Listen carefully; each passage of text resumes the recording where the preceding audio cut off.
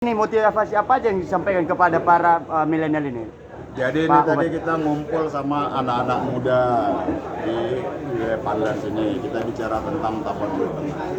Karena apapun, anak-anak muda ini adalah dia harus menjadi motor perubahan itu.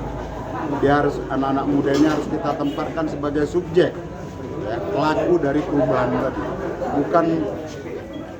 Bukan hanya jadi objek seperti selama ini. Jadi kita bicara tentang bagaimana Tapanuli Tengah ini naik kelas.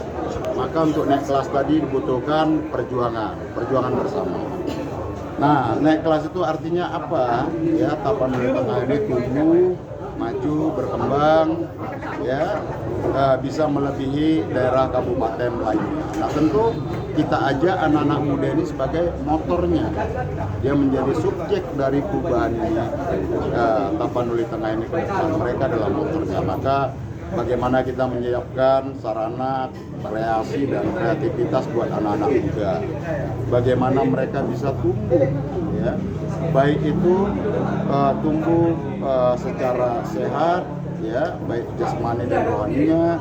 Mereka terfasilitasi, ada wadahnya, baik itu dalam olahraga, seni, ya, dan lain sebagainya.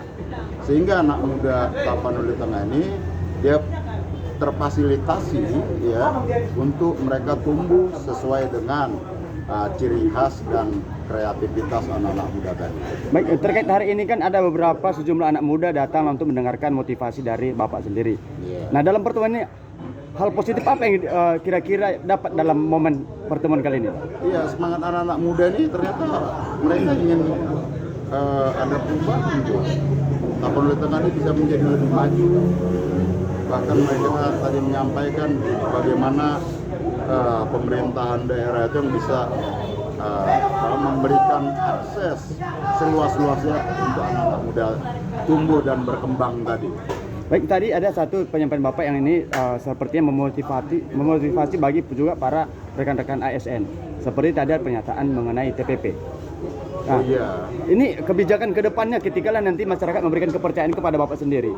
Langkah apa yang Bapak lakukan terkait dengan pemotongan TPP yang sudah terjadi selama ini di kalangan ASN, Pak? Ya itu makanya itu nanti dievaluasi dan dikoreksi kebijakan itu, nggak boleh ada pemotongan. Jadi justru, ya, TPP, tunjangan penghasilan pegawai itu harus bisa ditingkatkan. Ditingkatkan itu apa? Agar pegawai ini dia memperoleh hak dan hak hidup dia untuk sejahtera, begitu ya. Nah, tentu disesuaikan dengan APBD yang ada.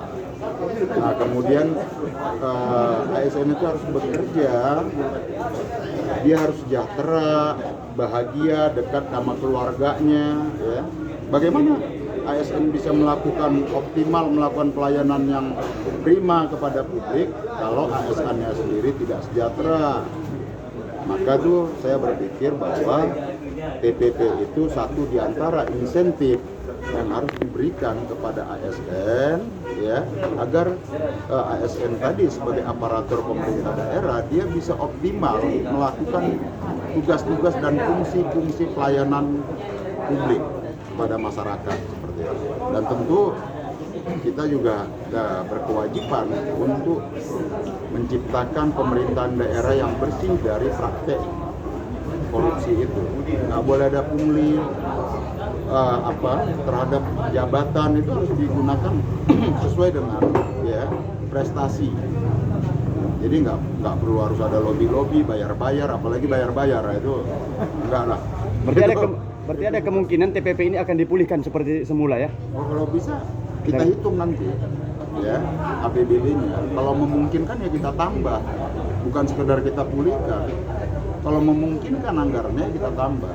Dan tahun ke tahun dia harus bisa ditingkatkan sesuai dengan kinerja mereka. Dan juga tadi kalau kita bisa tingkatkan pendapatan asli daerah, itu tentu punya dampak dan manfaat baik terhadap ASN-nya maupun terhadap masyarakat. Baik, satu lagi. Apakah ini nanti akan menjadi suatu program visi dan misinya nanti ini, Bang?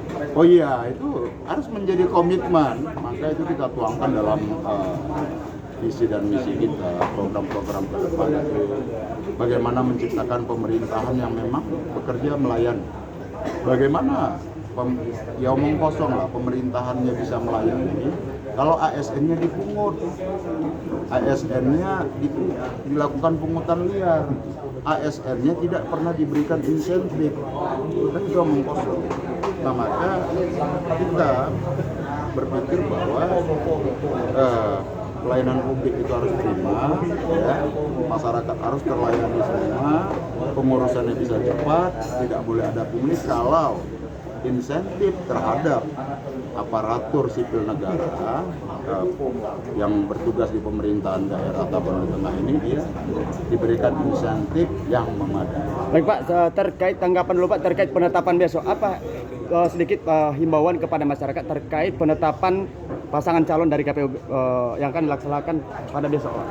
Iya, tadi kita sudah mendapat info dari LO kita yang di KPU bahwa pasangan Masinton Mahmud itu memenuhi syarat.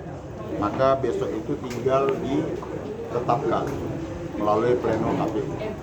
Nah, artinya apa? Besok kita tinggal menunggu penetapan sebagai pasangan calon dan kemudian tanggal 23 nanti akan ada pengambilan nomor urut. Nah besok ya tentu ada teman-teman dari berbagai wilayah desa, kecamatan pengen ngumpul-ngumpul katanya sembari menunggu penetapan pasangan calon ya monggo ya. Besok juga akan ada kumpul-kumpul sama teman-teman itu. Kalau berandai-andai bang, misalnya besok terjadi seperti drama-drama kemarin kemana? Udahlah, kasihan masyarakatnya itu. Kita sudah memenuhi seluruh berkas persyaratan untuk sebagai pasangan calon. Hak dipilih itu berikan. Kemudian hak masyarakat untuk memilih juga diberikan. Itu jaminan dari konstitusi kita, gitu. Hak memilih dan dipilih itu dijamin oleh konstitusi. Jadi nggak boleh dibikin lagi drama-drama yang membuat masyarakat jadi antipati, kira-kira seperti itu. Kita ciptakanlah kondisi di Tapanuli Tengah ini, ya, kontestasi pemilihan kepala daerah ini dengan senang dan gembira. Biarkan tuh masyarakat yang memilih siapa yang layak menjadi pemimpinnya ke depan, seperti itu. Sedikit bang, untuk terkait intimidasi selama ini bang yang terjadi kepada media sosial bang, seperti wartawan-wartawan ini, apa tanggapan abang? Udahlah itu diakhiri lah, gitu ya. Nggak boleh anti kritik, tidak boleh merasa benar sendiri. Pemimpin itu harus mendengar suara yang berbeda, mendengar kritikan tajam dari masyarakat. Pemimpin itu harus mengayomi, dia harus adil untuk semua.